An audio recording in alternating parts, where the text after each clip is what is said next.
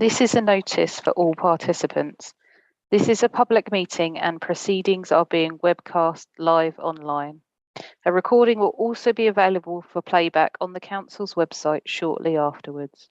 Please note that your name will appear in the live stream and in the recording. Should you not wish for your image to appear on these, please turn off your camera. Third parties should not record or film the local plan hearing sessions, and neither the Council nor the Planning Inspectorate are liable for any third-party recordings. Thank you.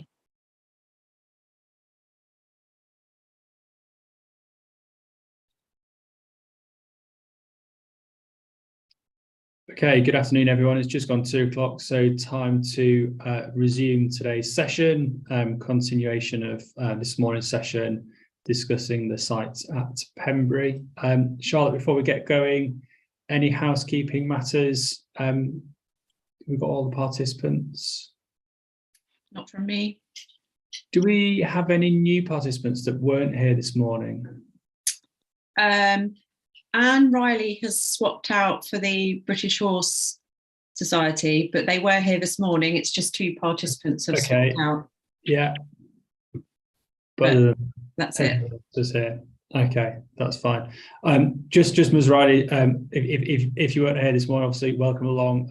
My name is Matthew Birkinshaw. I'm the inspector appointed to conduct the examination. I'm not sure if you've seen any of the other sessions and how they operate, but I'll just very quickly run through for your benefit, really.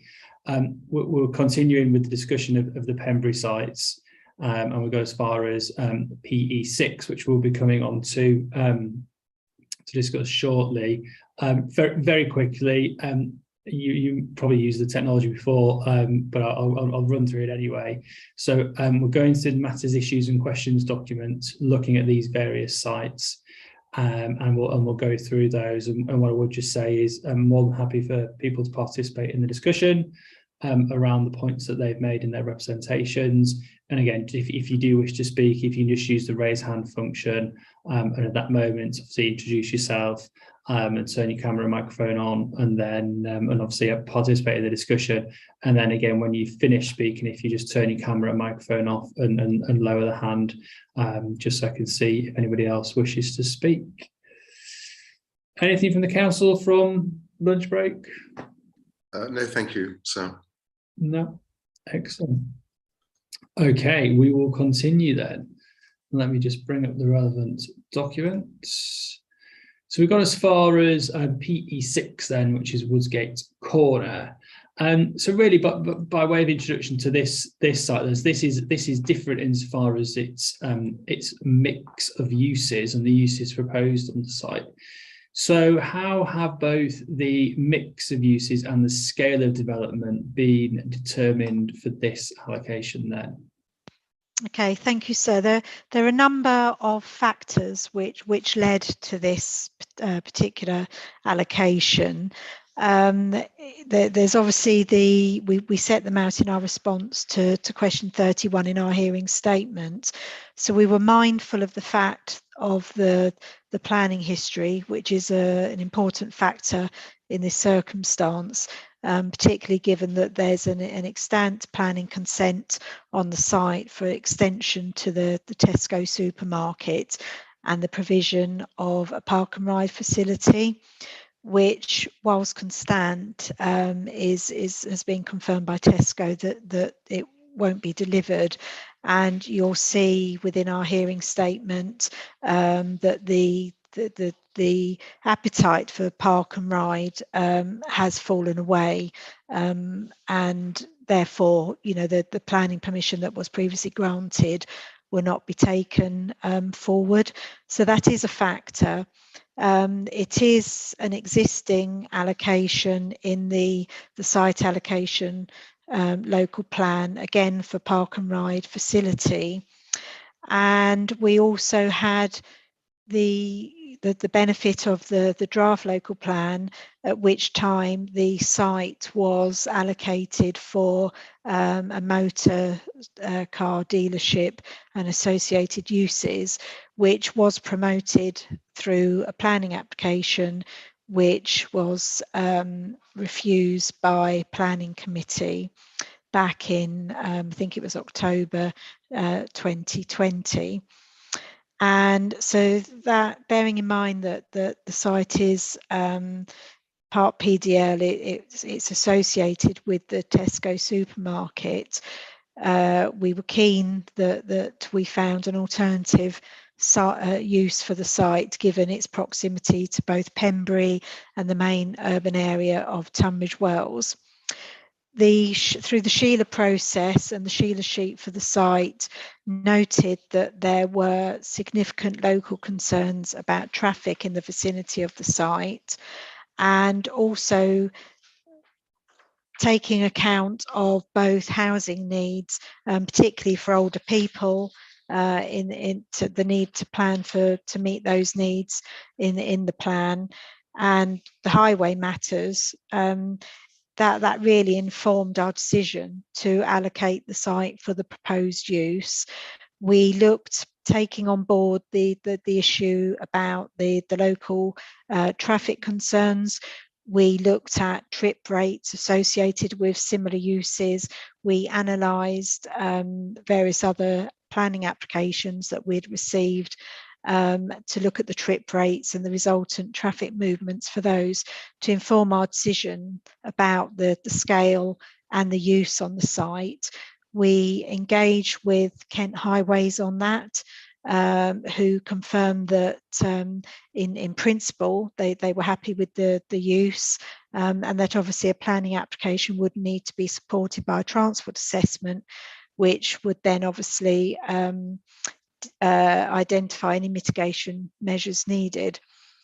And I do just note as well that the Hendy planning application wasn't refused itself on highways grounds. So really that's where we come from. And obviously we've got the tree belt and the A21, and also to some extent the fact that you have got the Tesco car park here as well. So there are a number of factors that have fed in to this allocation. So in terms of the mix of uses then that's proposed, what's that? Where's that come from then? What's it based on? It's a recognition of the need to include sites in the plan to meet the needs of older people and other people with care needs. So we felt this was an appropriate site for that type of use. So it refers to the allocation provides up to 80 units of extra care accommodation or up to 120 units of residential care or nursing home care. So again, just in terms of the scale of development, then again, what's that based on? Obviously, you've got two potentials there, or potentially a combination of these uses. So there's 120 on the one hand, you've got the 80 on the other. Just talk to me about how that scale of development's been established. It was primarily the consideration of the trip rates and wanting to ensure that the scale of development would not have an adverse impact on the highway network. So as I said, we analysed other proposals in the borough to look at those, and that helped us establish what would be an appropriate scale. And we obviously also compared that to the trip rates for the Hendy scheme and traffic associated with the park and ride. So the planning history and similar planning applications in the borough all helped inform and enabled us to make an officer judgment on what we felt to be a suitable scale for the site. And have you given any consideration to how these uses could fit on the site, how they would work in terms of actually physically getting this sort of number of units on the site? Has there been any sort of consideration as to how that can be achieved? Not detailed at this stage, but obviously we're aware of obviously the site area and the extent of red lines associated with similar applications.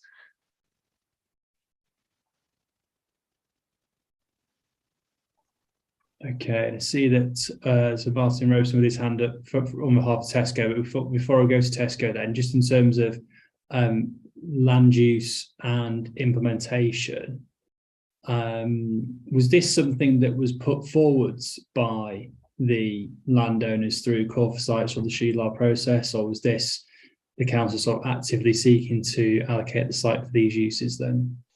The site was submitted to the call for site for general needs housing. We obviously, we did consider that, but we didn't feel it's an appropriate site for that in this instance. We didn't feel for general needs housing it's slightly detached from the settlement centre, and we felt the context of the site meant that it was more suitable for the proposed use. And we did discuss that with the site promoter and Tesco's.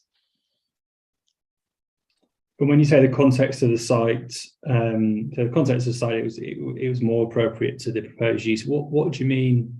What do you mean by that? What's the context of the site? Why does it lend itself to the proposed uses rather than purely residential sites? Well, the site is associated with the curtilage of the supermarket, where you've got an extensive area of car parking, and really to divide it up into individual general needs housings with the associated curtilages and that kind of thing. We really felt that visually it wasn't sort of really in keeping with that. So to have something like a care home or extra care housing, it was just felt that there were more of an opportunity to really have areas of communal space, that kind of thing, which would be more in keeping with the site, we felt. Okay, we'll go to Mr. Robeson, I think, on behalf of Tesco stores. So again, just Mr. Robeson, from what you've heard, just exploring these issues around the mix of uses and their suitability and appropriateness in this location. Yes, sir. Thank you. Can I just start by clarifying that we started the process with a desire to see general needs housing. We were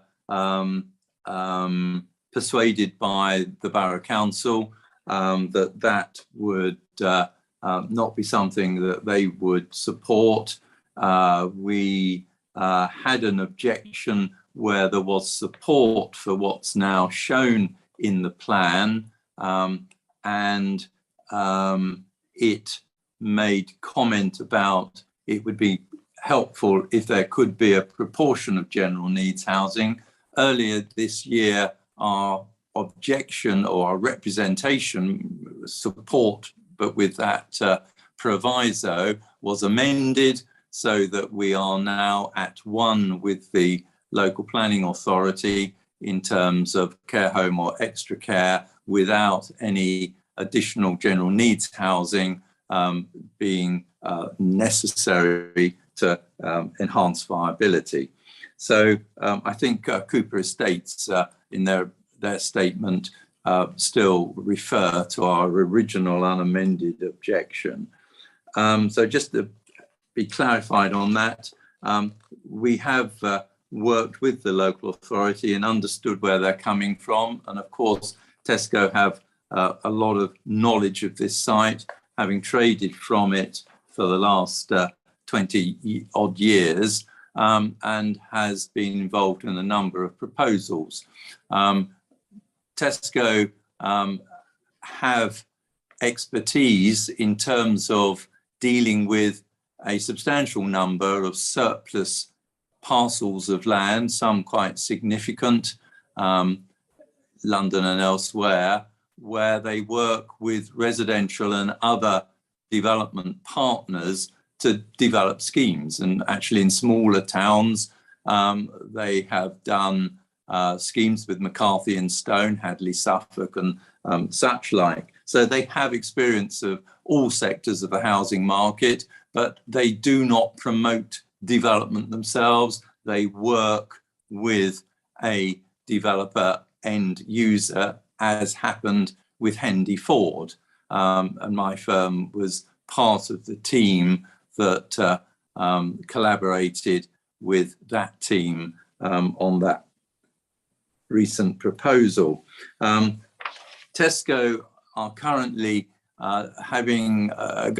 going through some targeted marketing with potential end users, care home, extra care. We don't know what the outcome of that is, but the agents, and I've only made contact with them very, very recently, unfortunately, thought there was enough of a market in Tunbridge Wells, and particularly in terms of the circumstances of this location, that made it acceptable and desirable for either of these uses. We haven't done schematic layouts to prove that 120 or 80 units would work, but we have done some general comparisons with other schemes that suggest that there is more than adequate land here to accommodate such a proposal without eating in to the existing preserved woodland on the western frontage, the northern frontage, and to have enough land available, and I will talk to you about that in terms of why this isn't major, have enough land available for effective screening and such like. So Tesco are supportive of this, and we, welcome the local authority taking the lead here, and unless I can help otherwise on the first question. Okay, thank you, Mr. Jones. First, and I'll see your. Good afternoon, sir. Gregory Jones, Queen's Counsel, instructed by Provision. I think it's the first time we're speaking today. Miss Miles will go first, and then I just have something to add at the end. Thank you, sir. So you'll see from our representations that because of the existing woodland management plan, we equated the developable area to approximately 1.65 hectares. And that's against the allocation area of about 2.41 hectares. And you'll note that there's also the requirement for a 10-metre woodland buffer. So in respect of scale, and bearing in mind the level of development that is proposed, we're very concerned as to how the council have a robust evidence base to evidence that up to 80 units, let alone up to 120 on a care home, could be accommodated on this site. You heard this morning, this parcel sits next to P1, P2, P3. We'll come on to it, it's one of your later questions, but this particular parcel wasn't included in the council's AONB assessment, and it wasn't included in the council's greenbelt assessment because it's already been removed from the greenbelt in the previous local plan when it was allocated for the park and ride. Mr. Scully spoke this morning about the scale of development along that particular edge and being two-storey development. And I had a look back this morning at what the council's approved on the Owl's Nest site, which we'll come on to a bit later on, but the council's approved a 76 bed care home on that site, which is a 4.6 hectare site. And I had a look, that height of the building is 10.2 metres and around 4,000 square feet. And we spoke earlier this week, I think it was, on the Arriva site in town, and that's been approved as an 89 bed extra care facility. That's 6,215 square metres. And so I struggled to see how the council envisage achieving even 80 beds on this site based on such a restricted developable area. When you take into account the need to provide this 10-metre buffer, when you take into account the existing woodland management plans attached to the Tesco's permissions. And I haven't seen anything in the council's matter statement that really addresses that, and there's nothing in the evidence base as we've already pointed to. I do have some other points, but I think it'd be helpful for the council to respond on that point. Well, speak. So could I just add as well, this is not only it's lacking an evidential base. First of all, there isn't even a decision as to what type of elderly care need the site is going to supply. That's point one, and you've already heard us on that. So how do you, if it's needs driven and you haven't decided which of the two needs you're meeting, how can you rationally satisfy a need? The second point is, and it's rather confirmed by Mr. Robeson's evidence to you today, this is at best a speculative proposal. It's extraordinary that they're only just contacting agents at the moment. We're so far off even having any operator in this highly specialised sector expressing any interest in the site. And until recently, and it's been produced in our appeal as late evidence by the council, as Mr. Robeson confirmed, his clients were seeking a mixture with conventional housing on the site. And there's a very good reason for that, is because of viability in getting, ensuring that the site can come forward. It is only recently that we're informed by a telephone conversation that element is to be withdrawn. Now that's all happened, so far as we're concerned, in the last couple of weeks. That indicates a lack of robust evidence. I suspect it's highly unlikely this will ever come forward. Once it's allocated, we'll have the conventional housing rearing its head. And I heard from, I think, is it Mrs. Gilbert, or the officer, was pretty unconvincing as to why it being unsuitable for conventional housing, which we do not dispute necessarily, why, in answer to your question, it was suddenly suitable for extra care or a care home. It seemed to be suggested that conventional housing could only be conventional detached houses or semi-detached houses, no consideration as to flats or masonettes. So we say the evidence is thin. The council are relying on it against us in our appeal as a Johnny-come-lately site, and we suspect it's very much to prop up their position. And the absence of evidence really reinforces that. And I'll say nothing further at this stage, sir.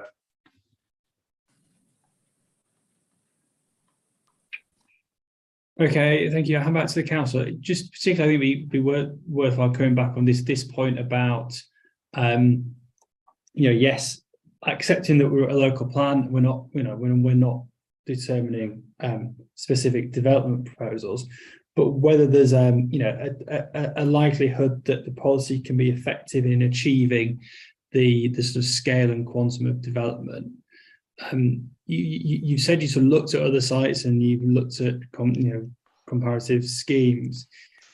How then have you translated that to this site in terms of looking at potential developable area, what that might mean in terms of size of building, etc.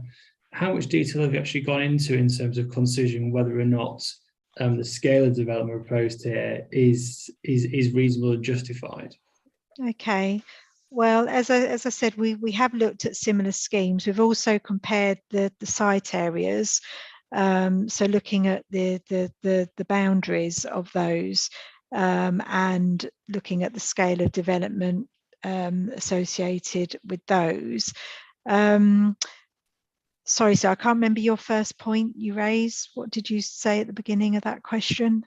Yeah, so what I was saying is that you said you've looked at these comparative schemes, Yeah. but how then have you translated that into looking at this particular site? So the constraints, the net developable area, and then understanding what that, to achieve the scale of development that you're seeking to allocate, what might that mean in practice? Yeah, yes. Are we talking about a 3, 4, 5-story building? What is actually envisaged here? No, well, we looked at the developable area has been informed by looking at the planning history of the site. So informed, for example, by the Hendy scheme, which is the most recent.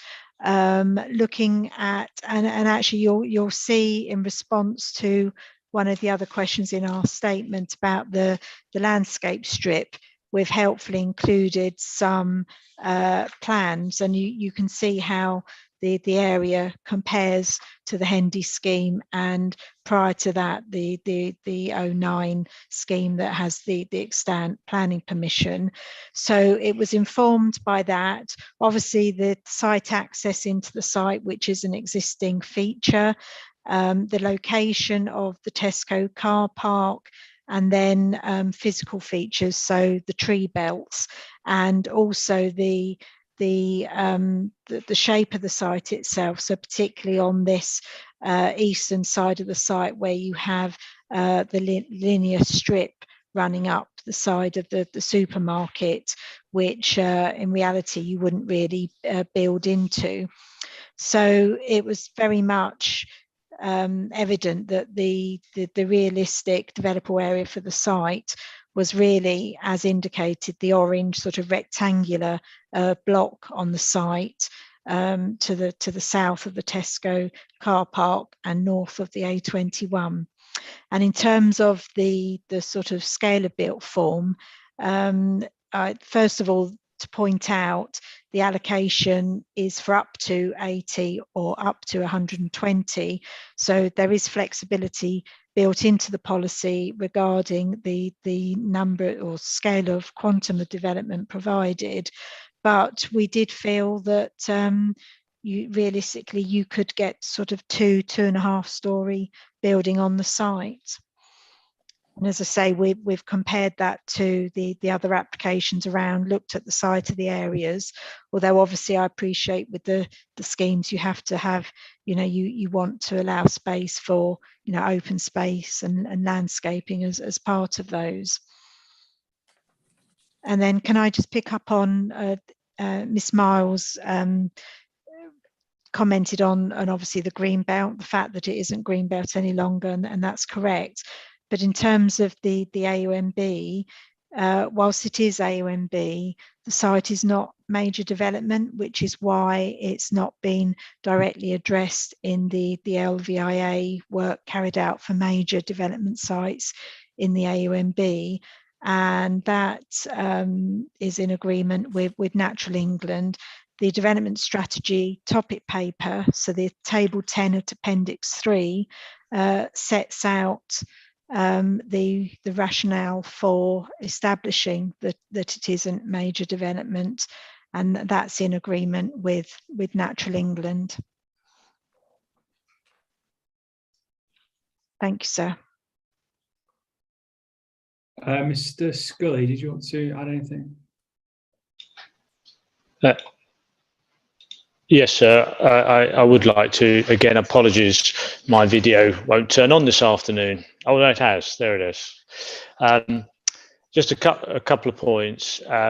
There was some comments made about other sites, such as Owl's Nest, which we will be discussing later. That's a completely different scheme, completely different sites, different constraints, and there shouldn't be that kind of direct comparison. Also, in terms of major development, I dare say that Mr. Jones will remind you that the decision for the Hendy scheme was considered major development by the council at that time. The council has recalibrated its view as to what constitutes major development through discussions with Natural England and the evolution of the local plan. And as Ms. Gilbert pointed out, we now no longer consider this development of this kind of scale on this kind of site to be major development. There's also a point raised about the constraint that the woodland management plan that's in place at the moment may restrict development. So the woodland management plan has been provided by the provision statement, and on page 22 electronically of that statement, which is the section 106 agreement, it sets out various sections of the woodland management plan in A, B, C, D, and E. And E comprises the linear strip. So, sorry, A, B, C, and D are effectively the large areas of woodland that exist between the store and the main roads and has never been proposed for development.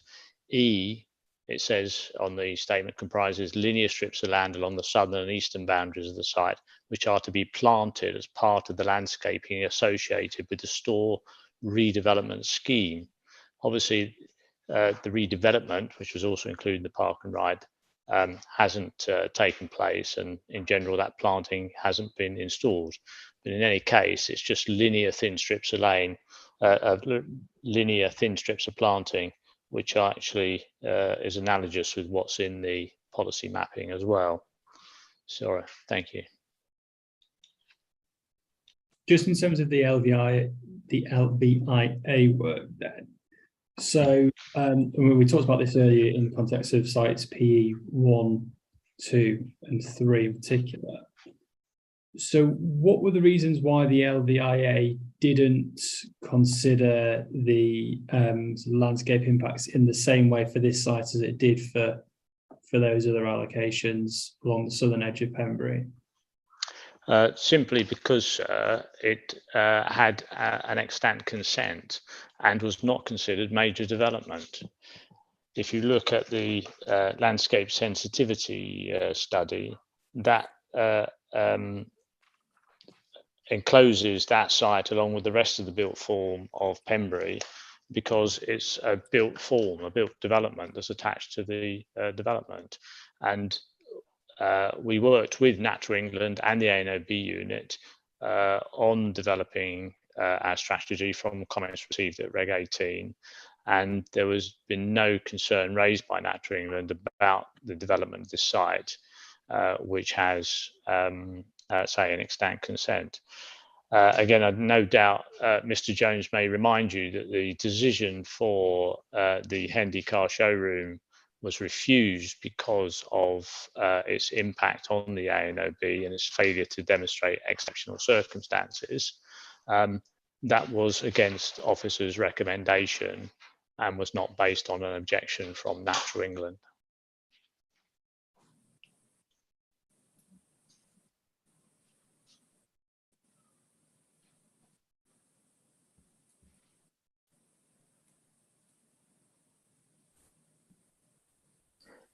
Okay, Mr. Robeson.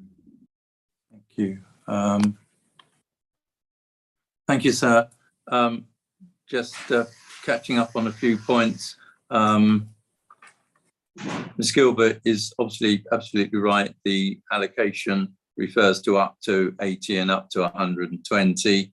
And secondly, Mr. Jones talks about this being a speculative proposal.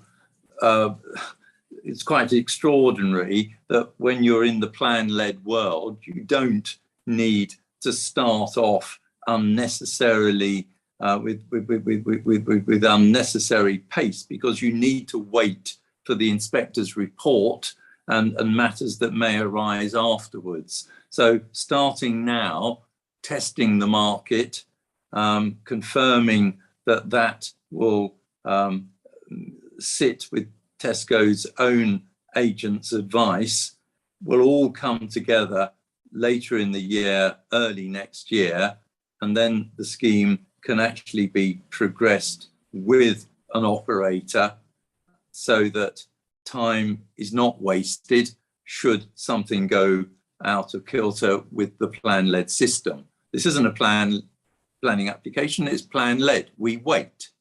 It's proper to wait for your report and the council's consideration of it. For information, our amendment to our objection was dated 10th of May, and Mr. Scully is absolutely right. The Woodland Management Plan has not yet been triggered in respect of the margins along the eastern and southern edges, Part E of the document attached to the 106 agreement, because the works of implementation to save the large extension related to access road works and not the defined residential building. I want to talk to you about why this is not major development, and I was expecting to do that as part of your third question. But if you want me to carry on into that with my history lesson, I'm happy to do that now. Yeah, okay.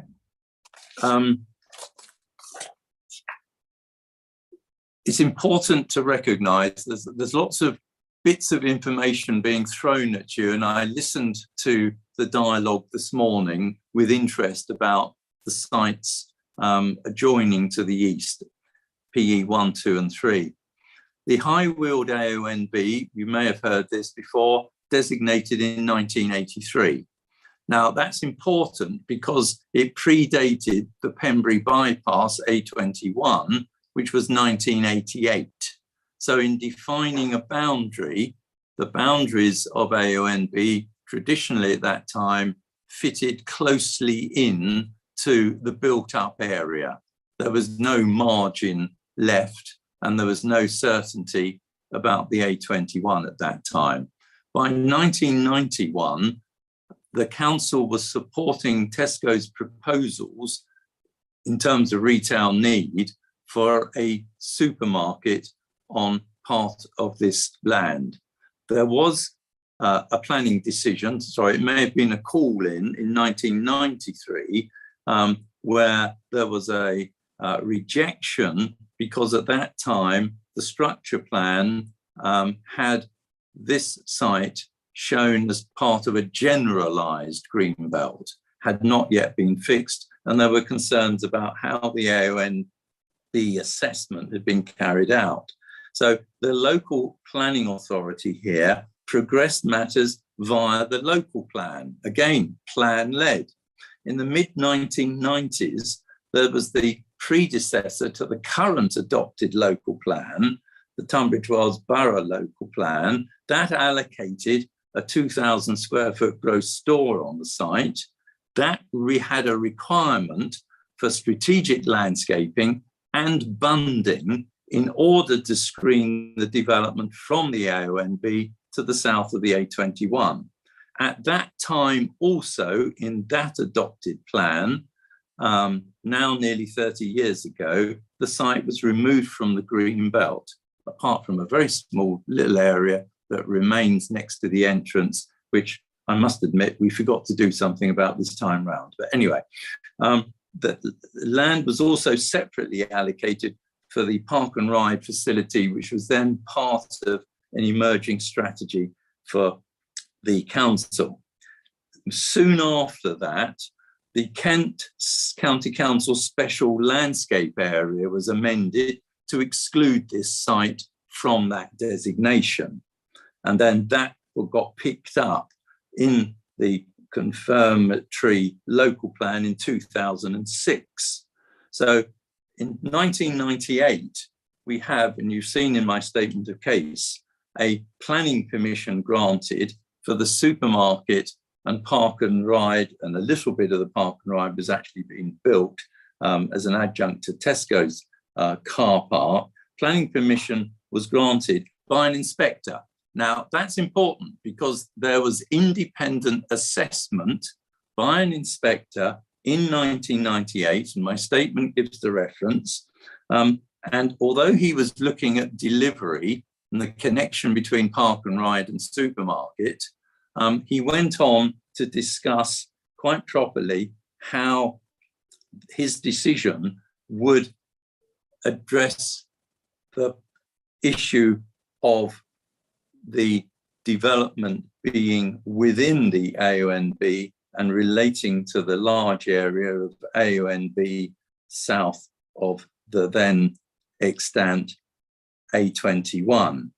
And I quote in my statement the care which he gave to that decision making at my paragraphs 4 and 5, the appeal decisions paragraphs 11 and 12, and he quotes the relevant development plan policies at that time as to how the landscaping proposals and assessment at that time demonstrated to him that there would be no impact on the AONB or an acceptable impact on the AONB, and that therefore he was content that this development could then be granted.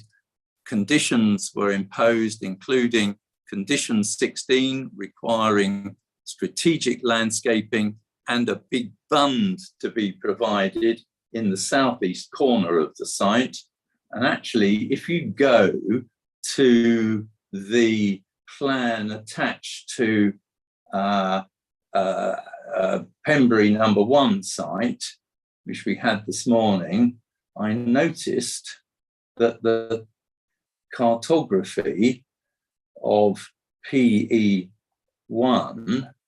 allocation plan actually makes clear, if you look at that site layout plan, go to the west, you can see the contours there in the southeast corner. And that is the bunding that got provided in terms of the implementation of condition 16. The drawings are all on the council's website. It's wonderful, Tunbridge Wells Council. They've got records going back decades. And so that was the bunding necessary that the inspector said, you need that in order to protect this development on this site from views from the bridges over the A21 and a number of other important viewpoints locally and further away in the AONB.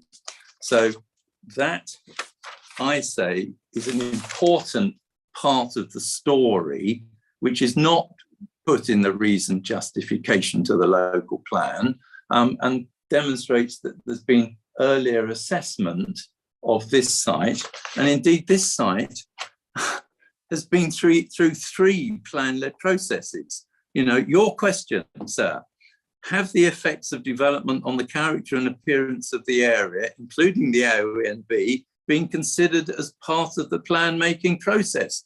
Yes, yes, and yes. First, in the local plan in the mid-1990s that set the framework for what's built on that site.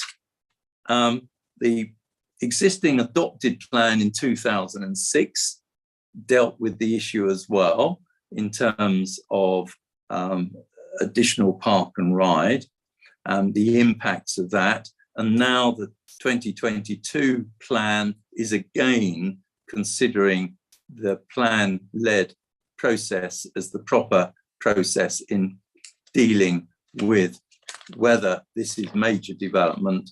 And frankly, sir, if you read the material, the question is answered very clearly that it can't be major development. And I would particularly encourage you to read the inspector's decision in 1998. So this is so different from every other site in Pembury. The history and the consideration that's gone on here. There's no planning application that's come forward in advance of the local plan, as you've been hearing. This is plan-led, and now plan-led again.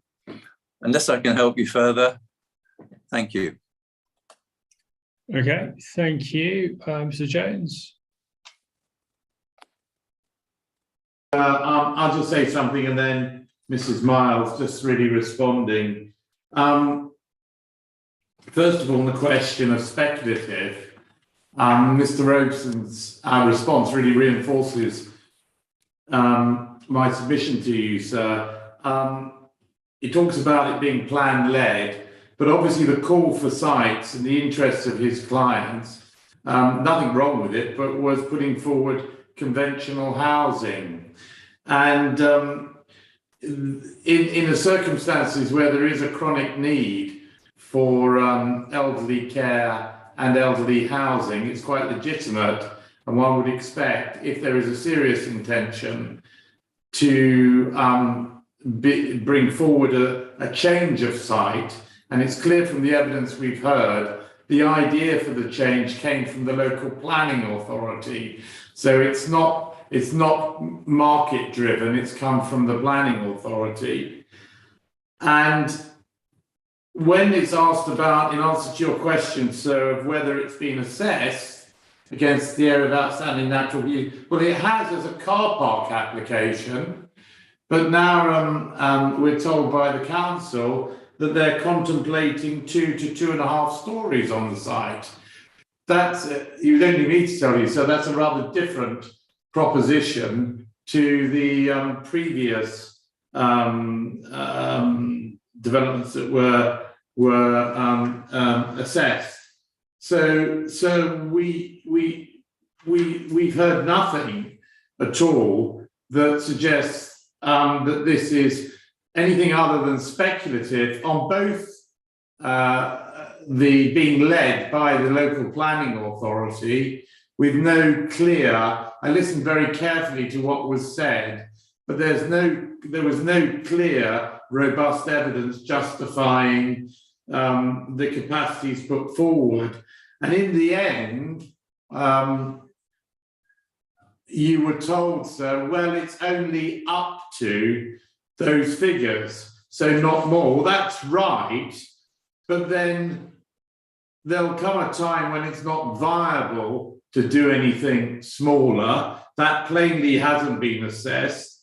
And what are you to do, sir, in assessing whether or not this site contributes to those needs? And I just say again, because it hasn't been answered, it's now the third time this is being proposed to be allocated an either or. Now, I don't know how you're going to approach that when you assess needs, sir, where sites are coming forward as either or, because they can't be both. So if it goes to care home, it makes zero contribution to a need for extra care, and vice versa. I don't know how you're supposed to deal with that. And you're also being told, sir, that, well, when we say 120 or 80, it's up to, and we've had no assessment at all, and you're not being told what is likely to be coming forward. So no evidence base, no use, fixed use, and something that is being driven by planning officers and not the market. And we know that because Mr. Rosen has been quite candid that he's only just even started contacting agents. So there's been no input at all from any care operator or residents, no input at all, either through the planning authority, they don't say they've spoken to anyone, nor from the landowners, who up until recently, as I've said, have always wanted, first of all, conventional housing, and then if they were to bring it forward, a need they felt, and they no reason to believe that they were being anything less than honest. Until 2 weeks ago, they were saying they needed conventional flats in order to make it, the sums add up. What's changed? Thank you. I just want to pick up, sir, on the point about major development in the AONB. So you've been told that the previous Hendy application was refused because it was major development in the AONB. And Mr. Scully has said that the council's position has changed. since then. I'm quite curious as to when it changed, because in April 2001 and May 2021 and May 21, so just a year ago, the council refused 2 applications which have recently gone through public inquiry, and those decisions have come out in March of this year.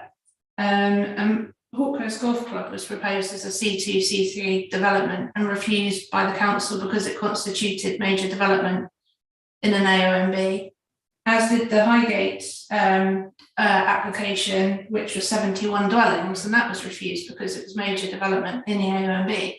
And the council didn't withdraw those reasons for refusal, it pursued them through to an appeal. So we're talking about a development greater than has recently been pursued by the council on an appeal, yet isn't major development. I find that very difficult to understand. We've also been directed to CD 3.132 in the council's evidence and by Mr. Scully just now, as pointing to where Natural England has raised no objection to this site. I've just ran a word search on that document, and I'm sorry, unless I took the reference down wrong. Woodsgate Corner, Woodsgate, or PE6 doesn't appear in that document at all. And so I cannot see, sir, that Natural England has agreed with the council that this proposal is not major development in the AONB. And if you look at the development strategy topic paper, which is 3.126, the reason why this is not major development appears to simply be based on the extant planning permission. But as Mr. Jones said, the extant planning permission is for a park and ride facility, which is flat, with cars which are around 2 meters high on them. That's very different to a development which will comprise physical built form, which we're told is going to have a scale of 2 to 2.5 stories. So I think comparable with other sites of this scale of development in the AONB, this would be a major development in the AONB. And I don't see any evidence before me as to how the council has demonstrated that the exceptional circumstances test is met in relation to this site for allowing a major development in the AONB when there are other sites which are outside of the AONB promoted with a backed operator for a similar use. Thank you, sir. Okay, thank you. I'll hand back to the council. A couple of you got your hands up, so yeah, I'll just like to come back first of all, sir, on the AONB major development test. Firstly, the sites referred to in terms of the Hawkhurst Golf Club, that was an application for over 400 dwellings and various forms of development within that scheme, as well as a major bypass road. Clearly was major development. The council still considers that major development, as does Natural England. Highgate Hill was at Hawkhurst was a decision we've referred you to already in our discussions at both Cranbrook and Hawkhurst. The council considers that to be major development, and as does Natural England consider that to be major development, and that position is maintained. In terms of the statement of common ground with Natural England, so that is CD 3.132C brackets 5, appendices H to J, pages 115 to 161. And on page 20 of that, we set out the sites which are considered to be either individually or cumulatively major development. This document has been signed by both the council and Natural England, and you'll see in any comments they make representations whether or not they consider it to be major development. I'm grateful to Mr. Robson for pointing out a lot of the earlier decisions, because it has taken account of the site over the years and the way it's developed, and it's very noticeable when you go to site as to what its constraints and context are which are very different to the other sites we've been discussing, P1 to P3 in particular. But also it's wrong to point out that this was just a park and ride development involving cars that are just 2 meters high. Park and ride development does require lighting, and lighting columns was a big issue, and they would be several meters high. But in addition, the application also involved the expansion, almost doubling of the existing store. So it wasn't just the imposition of a flat area of car parking. But I would stress to you, sir, if you have any doubts whatsoever about this site and whether it constitutes major development or is particularly sensitive landscape, so please do visit it, because that will tell you straight away that it's nothing like the other sites we've been discussing. And now my colleague, Ms. Gilbert, will answer some of the other points. Thank you. We've had a lot of points covered in a short space of time, so I just would like to pick up on a few points as well. Firstly, just to support what Mr. Scully has said about agreement with Natural England, and that's further backed up by the rep that Natural England made at Reg 19 stage, where it lists the sites that it considers to be major development, and just a note there that this site is not listed in the rep from Natural England. Secondly, we've also, I think I've already said this afternoon about the need for each site to be assessed on its own merits.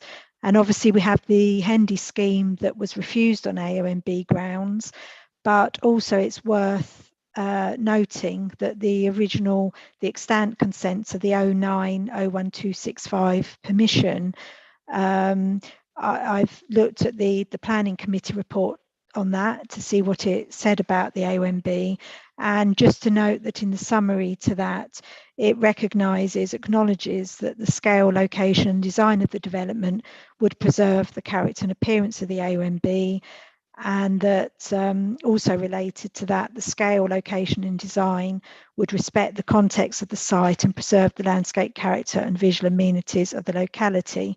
So they're just examples there of how different schemes have reached different conclusions regarding impact on the AONB. We also have the AONB taken into account in the policy wording itself at criterion 2, where we talk about the layout and design of the scheme, giving full consideration to the edge of village location and the requirement for an LVIA to support any application. And obviously I've touched on potential height parameters of the scheme that will be dependent as well on the scale of development that comes forward, so the number of units proposed.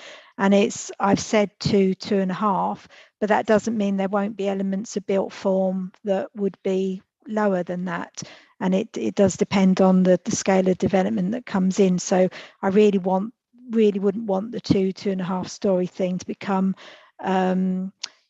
well, a bit of a red herring, really. As I say, it depends on the form of development and the size of development that comes forward. In terms of viability, Mr. Jones has expressed his opinion about Tesco's needing the general needs housing on the site to make the scheme viable. I think really it's a matter of optimising the use of the site on Tesco's behalf, and Mr. Robeson would confirm that. There's a difference between optimising the use of a site and something being required to make it viable. That they're very different things. And then thirdly, in relation to the housing need, I don't want to touch on it too much because housing needs has been dealt with under the Matter 8 sessions last week. But really, there is an identified need for older people's housing in the borough. I think we can all agree that. And it wasn't necessary to do any further assessment of that need on this site. This was felt to be a site that could contribute to that recognised need for the borough as a whole. Thank you, sir. Just point of clarification from the council, within the representations and objections that have been made, there's been made the point that paragraph 177 of the framework applies, And obviously that, within there it says about when considering applications for development within national parks, boards and AONBs, permission should be refused for major development other than in exceptional circumstances, and where it can be demonstrated that the development is in public interest. Consideration of such applications should include an assessment of, and it lists ABC. One of those is the cost of and scope for developing outside the designated area or meeting the need for it in some other way. So in terms of that test then, just for my notes, so is it the council's position that that paragraph 177, those tests and this consideration of the cost of and scope for developing outside the AONB, is the council's position then that does or does not apply? Does not apply, sir. And that's on the basis that council's concluded that it's not major development within the It's AONB. not major development, sir. Okay. Gilbert, you've got your hand up. Did you want to? Sorry, sir, I meant to take it down. That's okay. Mr. Jones?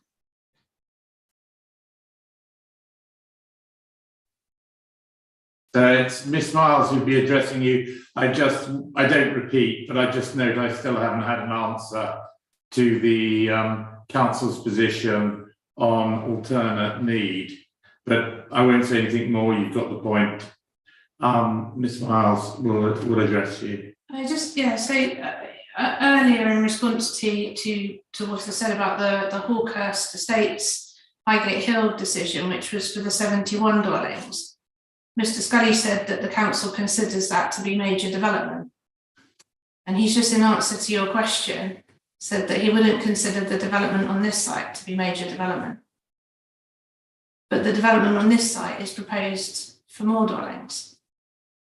So unless the council does think it will be less dwellings than the up to 80, which is important because you do need to be convinced that the council's allocating enough land to meet the extra care need, then I really struggle with the answers that you've been given, sir, on why this proposal is not considered to be major development.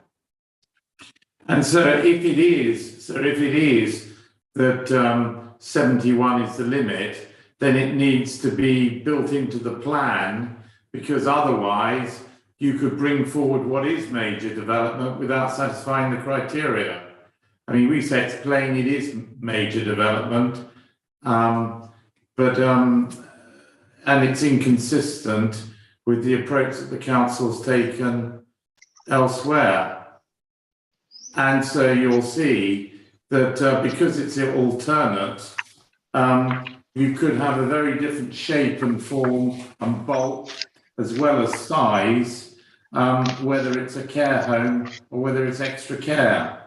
They're two, as we've explained elsewhere, two very different types of housing provision or accommodation. If David could just, Mr. Scully could turn his microphone off. It's not about scale. It's number. No. Well, major development relates scale. I'd say is a strong factor in whether a development is major or not.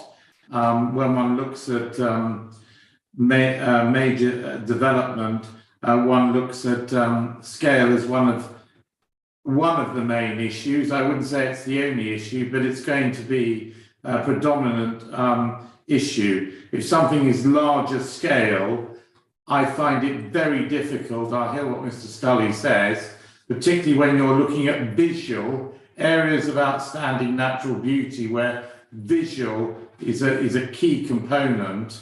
I find it very difficult to understand the council's position that it's not about scale.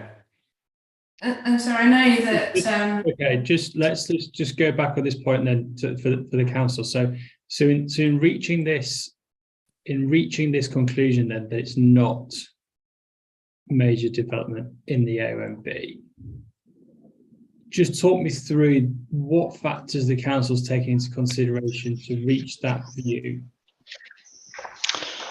So this is all set out in our hearing statements, and it is set out in the distribution and development topic paper And in particular, we've got a methodology that's been set out in Appendix 2 and Appendix 3.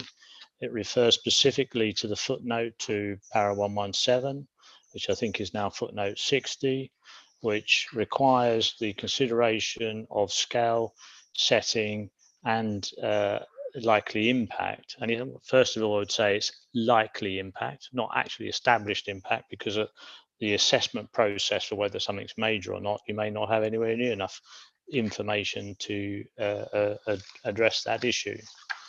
In our Appendix 3, we've set out a judgment of every aspect of the requirement for every single site.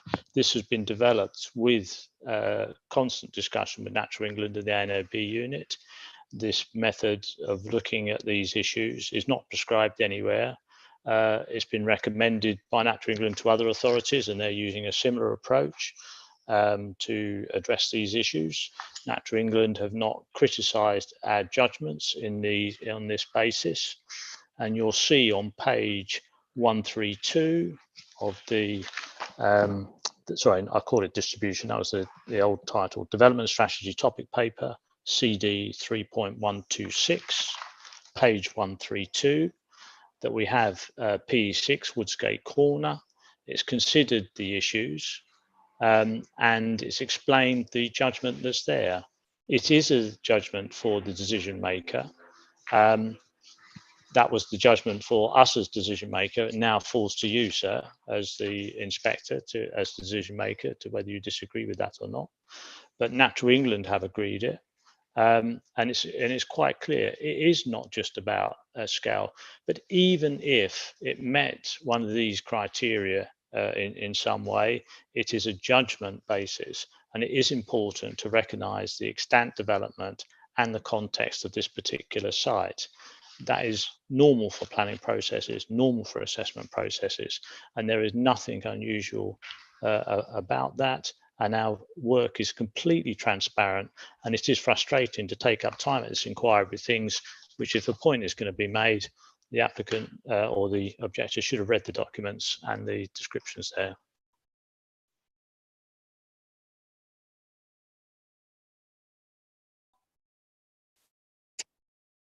Okay, mindful that we need to move this on. Mr. Jones or Ms. Miles, any final comments, observations, representations on this issue then? No, I'm not going to rise to the last comment, so I'll let Miss Miles answer. But so I'm actually struggling not to rise to the last comment that we should have read the documents. We have read the documents, and that's why we have concerns. Just the pages that you've just been drawn, your attention has been drawn to, sir. Page 132. If you scroll up to 130 and 131, the conclusions there are that the individual sites themselves, the development on those individual sites is not major, but it is major cumulatively. So if development on PE1, PE2 and PE3 comes forward, why is development on PE6 then not also major, cumulatively assessed with those other parcels? I think is this the point that the council's making, that it's the context, and it's the specific circumstances of this site which has led to this conclusion. Obviously, Mr. Robertson set out the history of it and how it's got there, and explain some of the context of the existing uses, its relationship, the Tesco store, extant consents, the road, etc. So I think that's, without going over it again and answering on behalf of the council, I think that's probably the council's position. It's yes, scale comes into it. Of course it does, but actually it's scale within context, and it's scale within its locational context for Pembury. So that's the sort of judgment that the council's reached on this. But no, fully appreciate both sides of the argument, and we'll certainly take all of that into account. Ms. Miles, was there anything else, Ms. Miles, in terms of the allocation itself that you wanted to raise at this stage?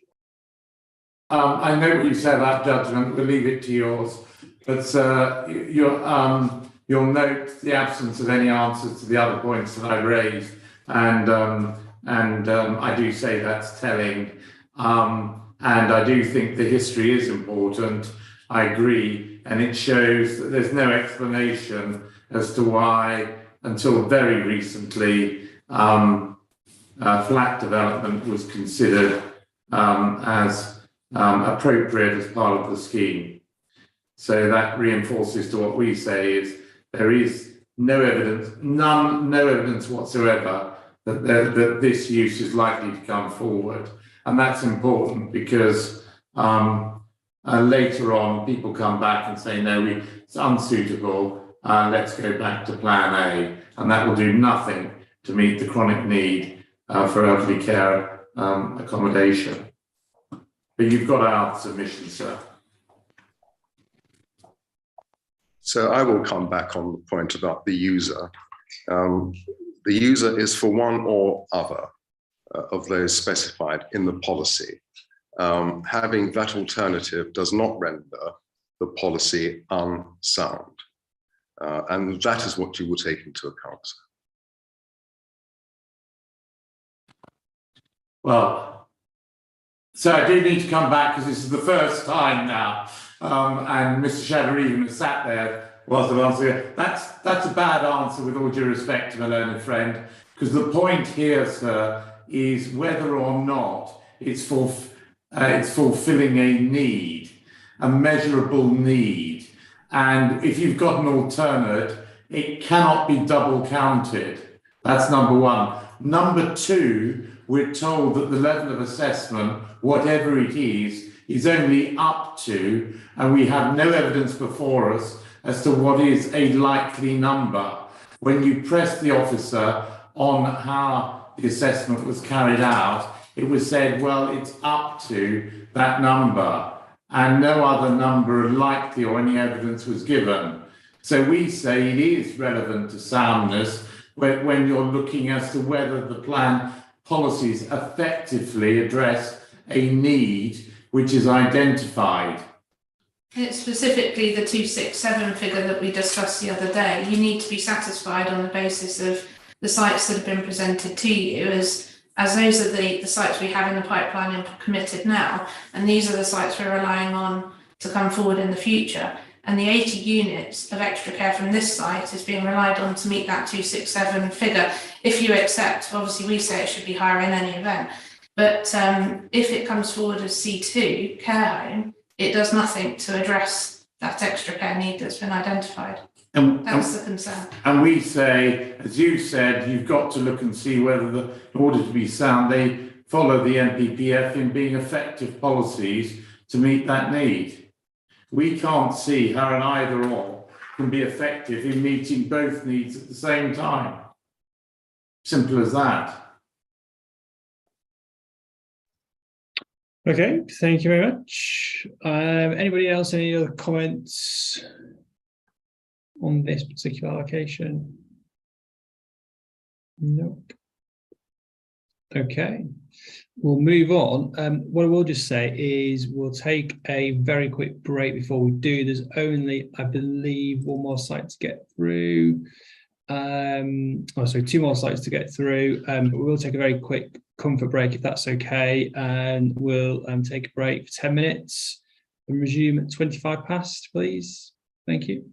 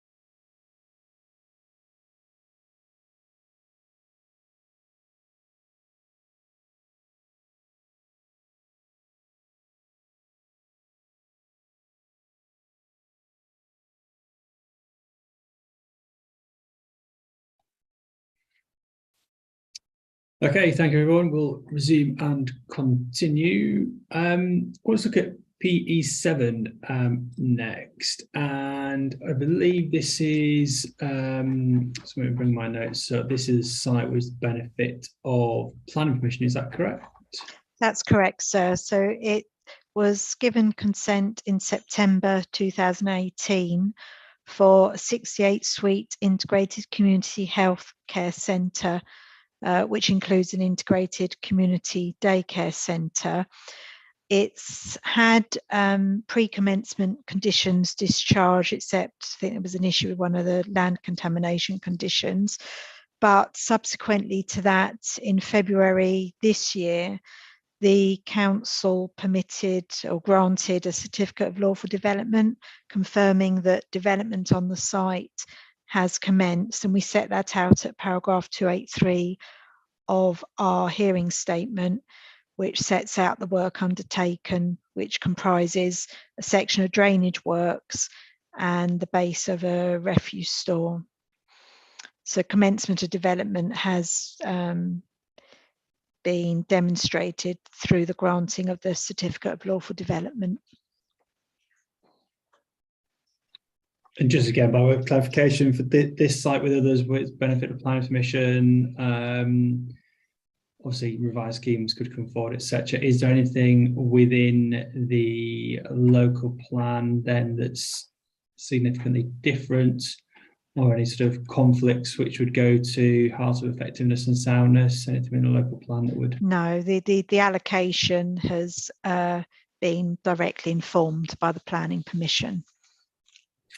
Okay. Any comments, observations on PE7 then from anyone?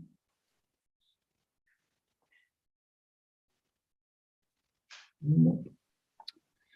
And then finally then, so PE8, Owl's Nest, again, just by way of introduction, what's the sort of latest position with this allocation then? Okay, so this is it's recently been granted its planning permission. It was submitted in 2019, and it's a planning consent for 76-bed health and wellbeing facility. It has a legal agreement with it, which has a number of obligations, which are important for your subsequent questions on this site. Includes a financial contribution towards corridor study for looking at ways of relieving congestion along the Pembry Road, step down beds for the adjacent hospital, but also provision of a landscape and environmental management plan, and public access to, there's a lake on the site for community and leisure recreation. So again, this has informed the site policy, but also the extent of the allocation site, which I know you had question about. I think it was question 39. And then likewise, the application was assessed against very special circumstances demonstrated for development in the Greenbelt, which has also been a factor in the decision we've made to keep the site in the Greenbelt, which we've dealt with under question 38 of our hearing statement, sir. Yeah, so this one doesn't seek to amend the Greenbelt boundary in this location, and seeks to retain it in the Greenbelt.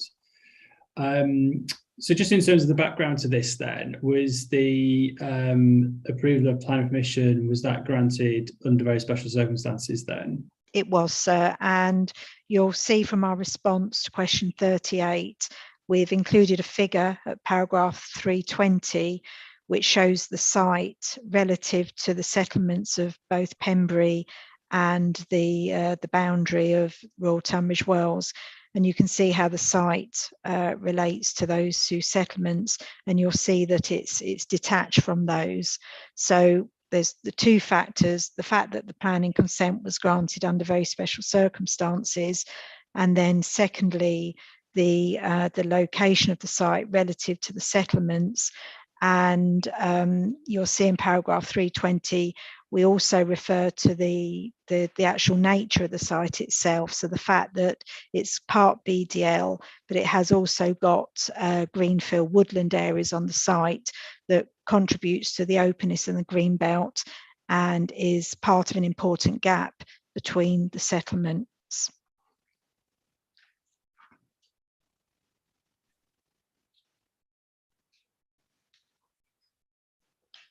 So essentially, unlike other sites which you've looked to release from the green belt and create sort of coherent, easily defined boundaries, if you sought to remove this one from the green belt, it is in green belt terms separate from the main area of Pembury. You'd be almost left with an island sort of cut out of the green belt in this location. So on that basis, you sought not to remove it. That's right. So it wouldn't be a logical extension to the settlements. And indeed, if you did remove it from the green belt, it would be an isolated parcel of land in the green belt. Just in terms of its justification as an allocation then in the plan, what was the reason for allocating it? Obviously, it's slightly superseded by the fact it's now got planning permission. But when the plan was in preparation, what was the council's justification for an allocation, but still within the green belt then? Obviously, slightly different to the hospice site, which we talked about this morning, where you've acknowledged that you'd have to take it out of the green belt to justify the development. So why is it different? It's really wanting to secure the use going forward.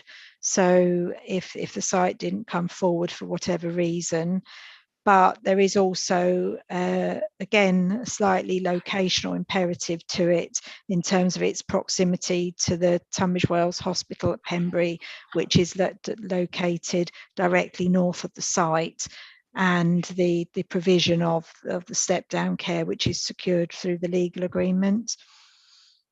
And again, it's all tied in with this provision of older people, the C2 element for the plan.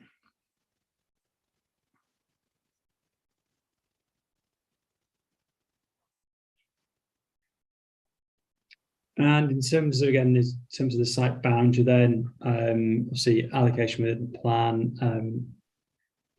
This one's got a larger area of identified sort of green and open space than built development. So again, just talk me through briefly the justification for including that wider area as part of the allocation. Do you want me to do that, David? No, it's not.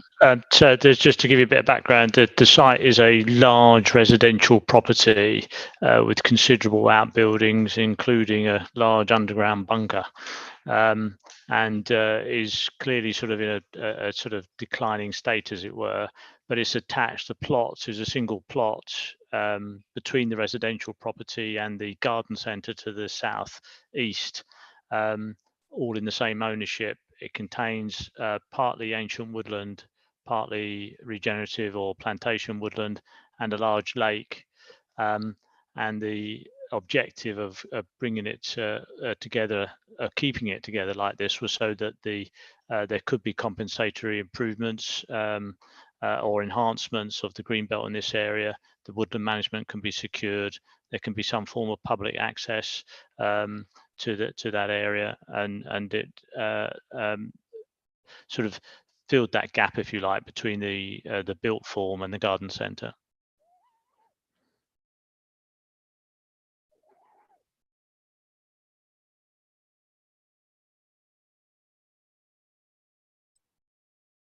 Okay, thank you very much. And one of the questions in relation to this, I think it was question 40, did relate to this corridor study. So there I asked, what's the justification for requiring financial contribution towards a corridor study with a view to relieving congestion?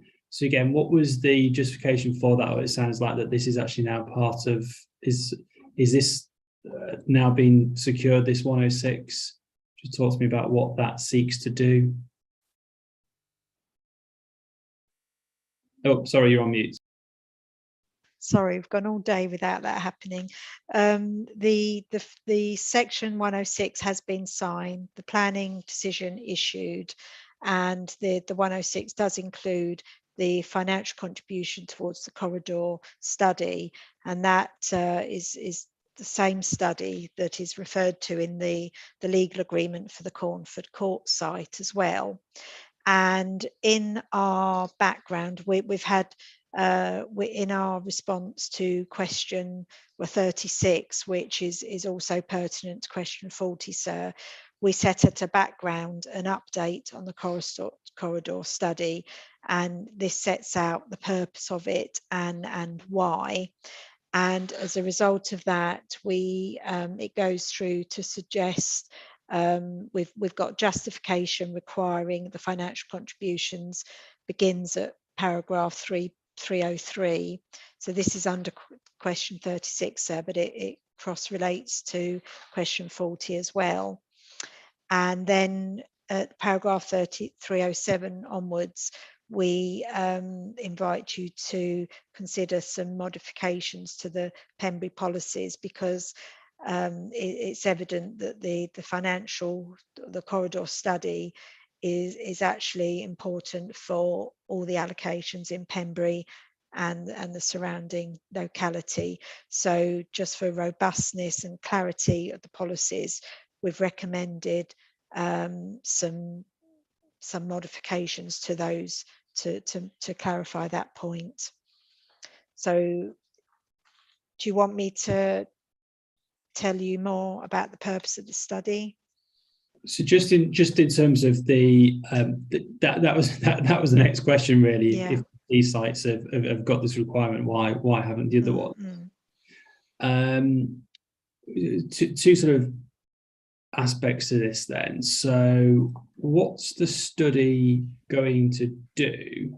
And if, for example, the outcomes of the study were, okay, we need to do A, B, and C, X, Y, and Z, what then? Because presumably those developments have contributed towards the study in the first place. But if the study then says, well, actually, the harm is this and the mitigation is this, then how then would that mitigation be?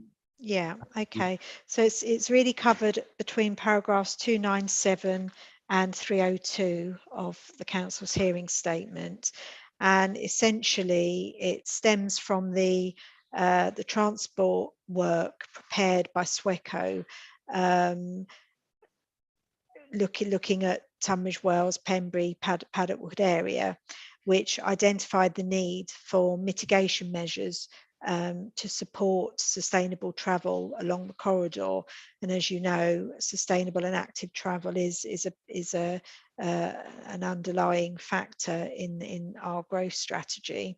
So in order to give confidence and support the deliverability of these measures, Kent County Council Highways and the Borough Council commissioned feasibility designs looking at ways of improvements for walking, cycling, bus priorities between the junctions of Halshoe Road, Blackhurst Lane and Calverley Road, Calverley Park Gardens in Tunbridge Wells.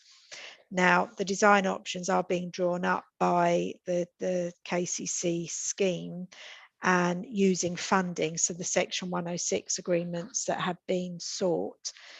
And then paragraph 300 identifies that initial high-level options have already been prepared and will go on to be discussed with the relevant stakeholders. And then paragraph 301, we identify that, again, with KCC, the council is commissioning a bus study for Tunbridge Wells to explore options for improving bus services. And this is all tied in with looking to relieve the congestion along the Pembry Road corridor into Tunbridge Wells. So it's the Borough Council working in conjunction with the Highways team at County Council, and the contribution is funding that work and looking at those improvements that will specifically support active travel and the growth in the plan.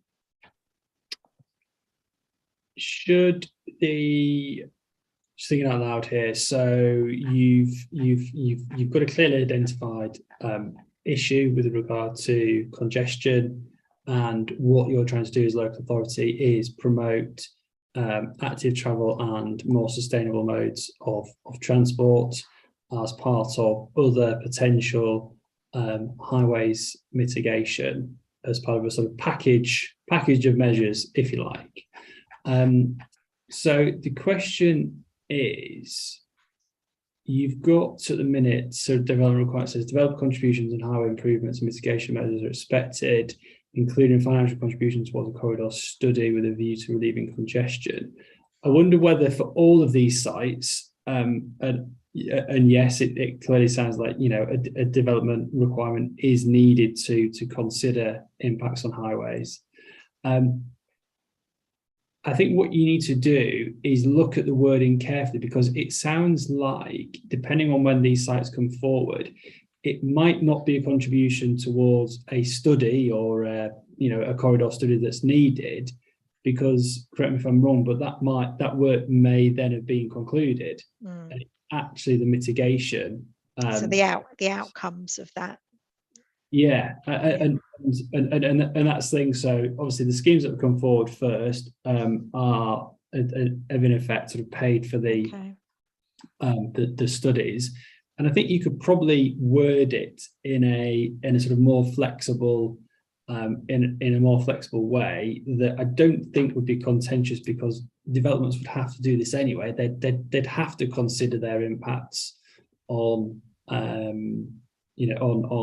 on the safe and efficient operation of the highway, and they would have to contribute and provide sustainable transport measures as required, as another development would do, as a windfall development would do. So I think you're probably right in saying that each of these policies needs to have a sort of transport hook and a transport requirement. But rather than just requiring a contribution towards a study, I think the actual policy requirement is more about understanding impacts. Yes. Can I pick up on that point? Paragraph 308, which is where we set out some suggested wording.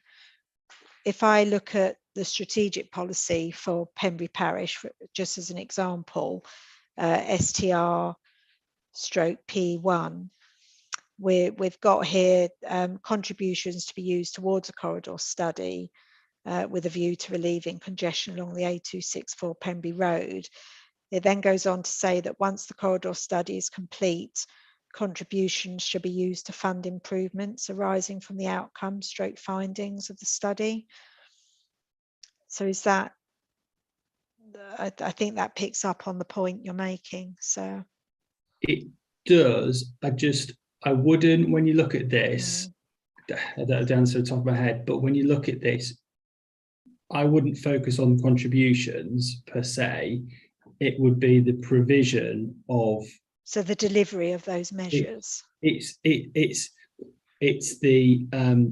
provision and delivery of necessary mitigation measures, because unless you know exactly what they are, it might be that the developer says, okay, well, part of these mitigation measures is there needs to be some works done to the highway, and we'll do those works. Or it may be that it's something that needs to be contributed to on a proportionate basis from all of the allocations, something much larger elsewhere, and that's where you secure 106 money. So I just wouldn't get too hung up on the actual the contributions, because it might not be contributions in all cases.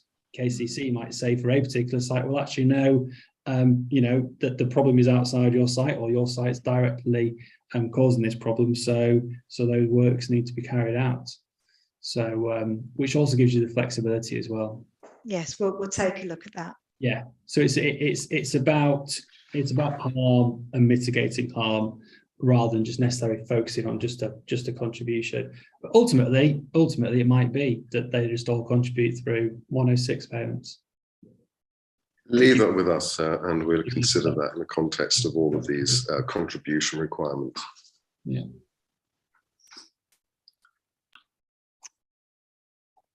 Okay, where do we get to?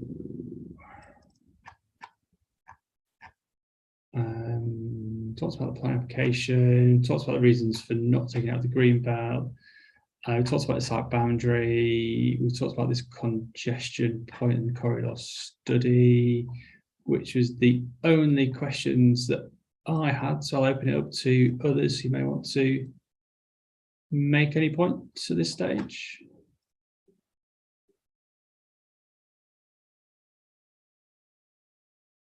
No, no further comments.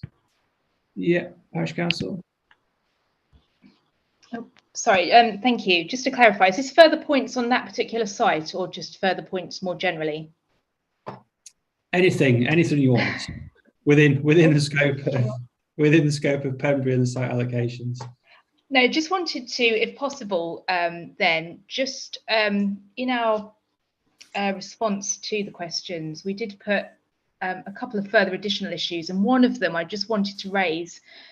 The work that we've been undertaking to inform the emerging Pembury neighbourhood plan, which, as I mentioned previously, is currently out for its first round of formal consultation at Reg 14, has revealed a significant concern among local residents about drainage issues in relation to the site allocations, in particular relating to surface water runoff and wastewater.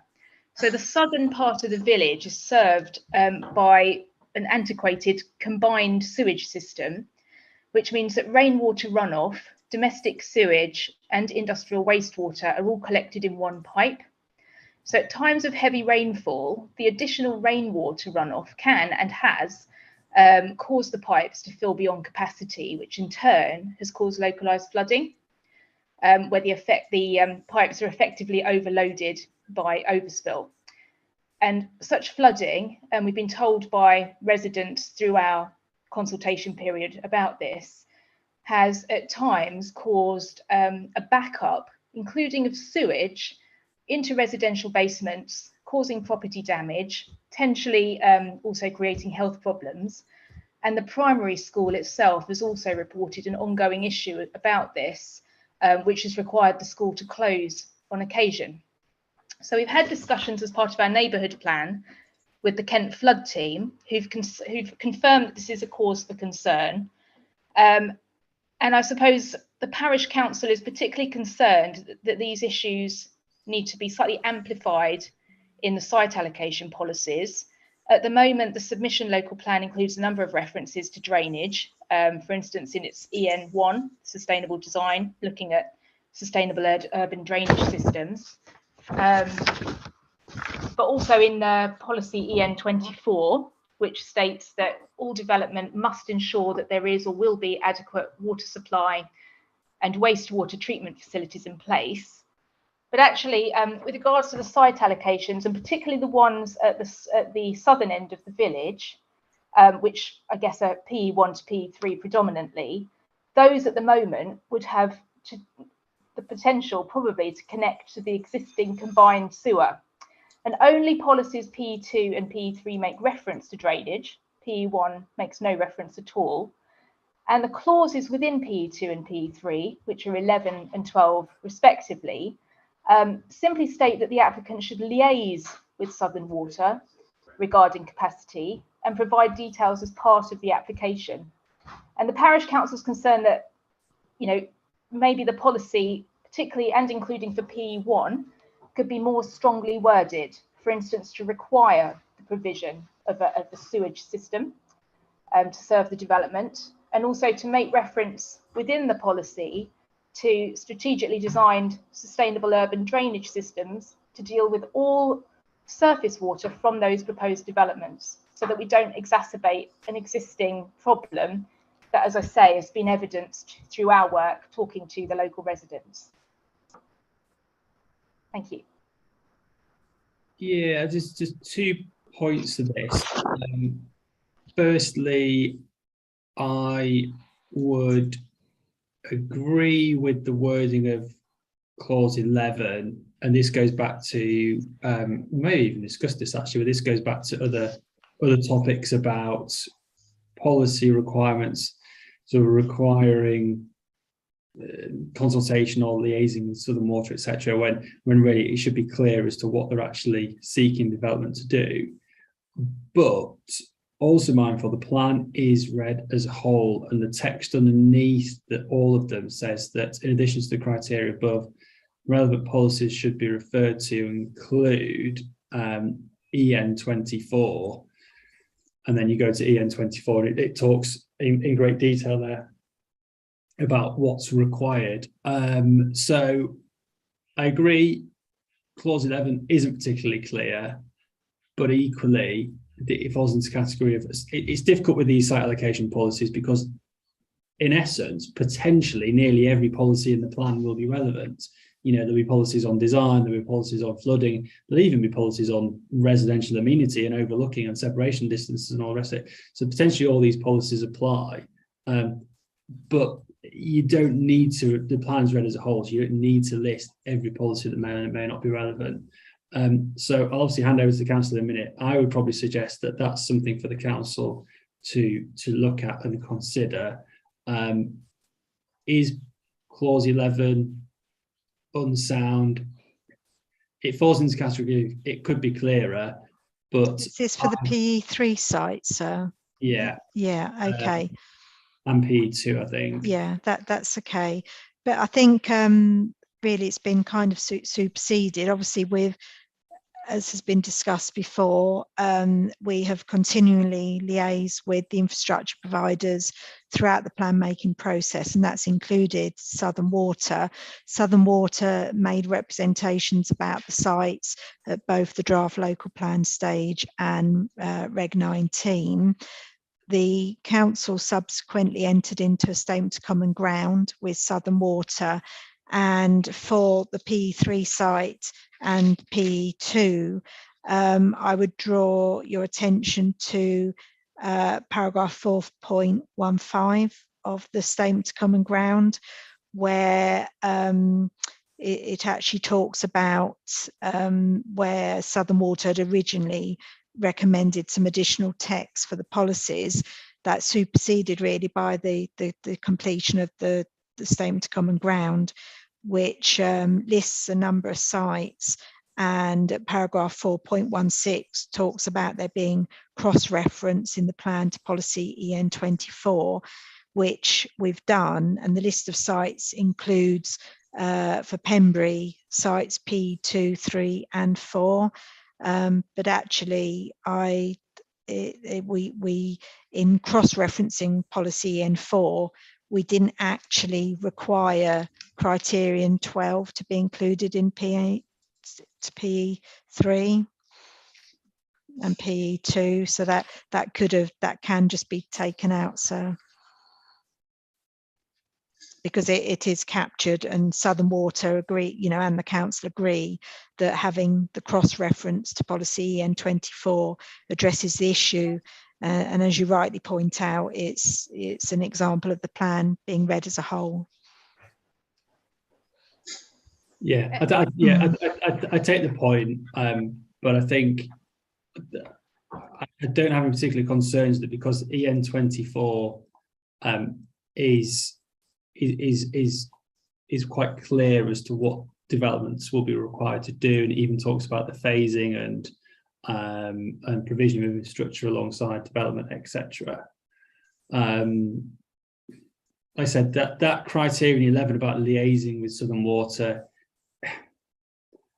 it probably is ineffective because it's not abundantly clear. You could probably look at the wording, but insofar as the overall concern, EN24 is the answer, and other policies in the plan. So I'm comfortable that there'd be sufficient safeguards within the plan to ensure that that a council, or the council in this case, at a plan application stage could say, no, hang on, we've not got enough information, or no, hang on, that's not appropriate, and you need to do.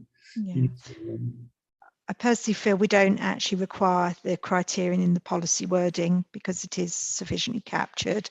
And I think it's just an error on our part that we should have track changed it for the submission local plan. Yeah. Okay. Mr. Hall? Thank you. Yeah, your answer to my point may well be a similar one, but I was asked to raise the issue of sports provision for the residents of Pembry. In all of the reports raised by sporting societies and by Tunbridge Wells itself, that the provision for play and recreational sport is below the level of provision expected in Pembury. And yet it may be that we've not seen it somewhere, but I've been asked to say that it looks as though Pembury has been left out of any improvements in the provision for sport, and that the extra sport provision at Hawkenbury, it does not fully help the local activities and recreation provision in Pembury itself. So we just wanted to raise that issue and just hope that it has been included somewhere, or that if it hasn't, that we might be able to have some discussions about that in order to ensure that we have got some improvements in the current provision. I'll hand over to council to answer that, but I think it's probably found within, is it OSSR2 with the requirements to new developments? It is. It's picked up in a number of places, actually. We have within the strategic policy for Pembury Parish, so PSTR/P1, we have point 3E, which point 3 talks about developer contributions and then lists different elements, starting with highways improvements.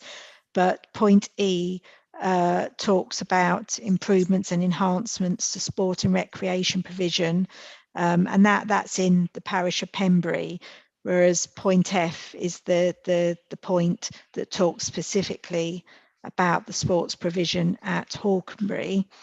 And then further to that, it's also covered by the infrastructure delivery plan, which for Pembury begins on page 160. And there are specific requirements set out for open space, sport and recreation, which are on page 162, and that they talk about financial contributions to Section 106 monies being sought from development schemes for the identified projects in that IDP. So just to give you some comfort that yes, Hawkenbury Sports Hub does feature, but it's not only that. There are these hooks in there depending on the circumstance of the application and the identified needs at that time, that future proposals can also contribute towards improvements in Pembury itself. Thank you.